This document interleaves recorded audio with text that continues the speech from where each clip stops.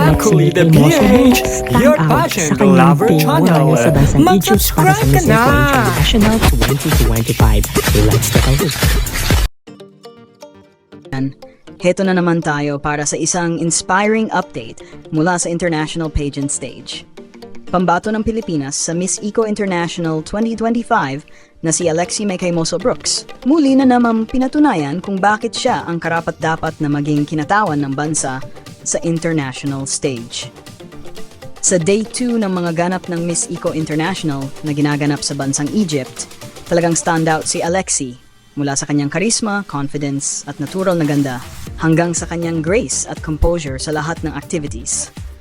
Sa gitna ng napakaraming kandidata mula sa iba't ibang panig ng mundo, hindi may kakailang si Alexi ang isa sa mga pinakanapansin at hinangaan. Ang kanyang aura ay hindi lang pang beauty queen, kundi tunay na may lalim at puso ang bawat galaw at salita.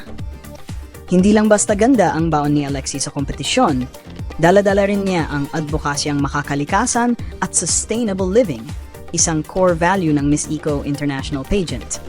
Sa bawat activity, makikita ang dedication niya hindi lang para sa corona, kundi para rin sa advokasyang kanyang ipinaglalaban. Mula sa environmental awareness programs hanggang sa cultural presentations, kitang-kita ang kanyang commitment at passion.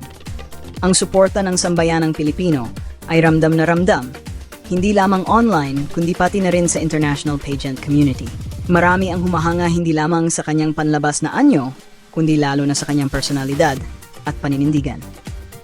Tunay na inspirasyon si Alexi para sa maraming kabataan at patunay na kayang makipagsabayan ng mga Pilipina sa beauty, talino at puso sa anumang international competition. Kaya't abangan pa natin ang mga susunod na araw ng kompetisyon dahil mukhang lalong umiinit ang laban at si Alexi Meycaimoso Brooks ay patuloy na nagpapatunay na siya ay isang reyna na dapat bantayan.